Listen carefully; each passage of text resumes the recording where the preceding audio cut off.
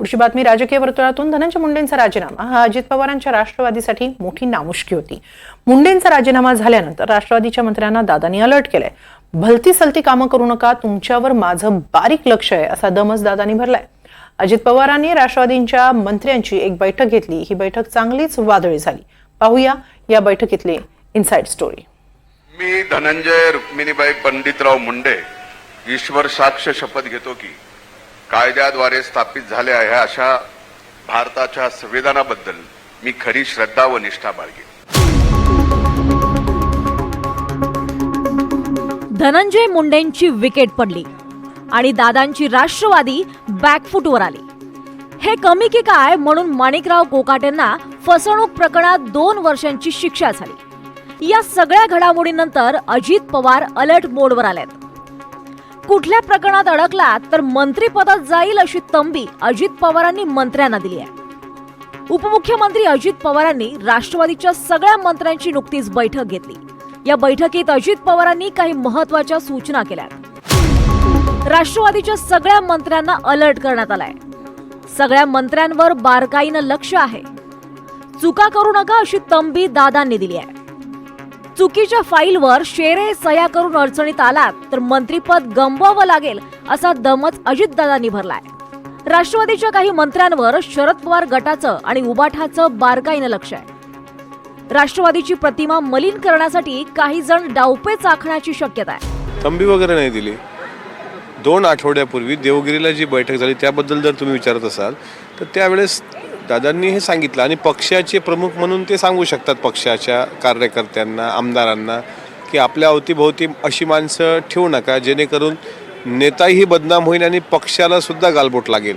त्यामुळे इकडून ते त्यावेळेस त्यांनी दिलेल्या तो काय म्हणता येईल कार्यकर्त्यांना दिलेला तो मूलमंत्र आहे.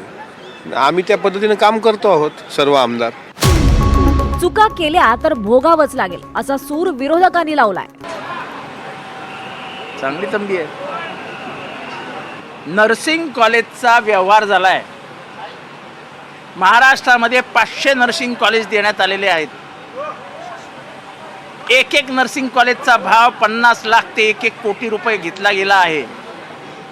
नर्सिंग कॉलेजच्या जे अटी शर्ती नियम होते ते बाजूला सारून हे सगळे उद्योग करण्यात आलेले आहेत. त्याच्यात कोणाचा हात आहे, हे कोणी केलं आहे, हे जर अजितदादांनी शोधावं.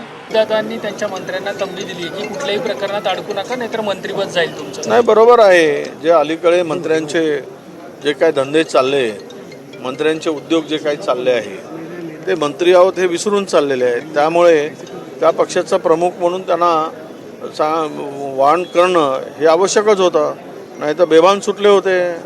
आता काय सगळेच पाहतो आम्ही. कोणी नागळं फिरतो, कोणी उघडं फिरतो, कोणी काही बोलतो, कोणी कसाही वागतो आणि कसाही वागतो, काही राहिलं नाही. आणि अशामध्ये कोणी कोणाच्या जमिनी बडकावतो, जमिनी खातो. म्हणून अजितदादांनी त्यांना जर दिले असते तर तेच निवडून शपथविधी दिला, दुसऱ्याच दिवशी दिला असतं तर आता हे प्रसंग घडले नसते.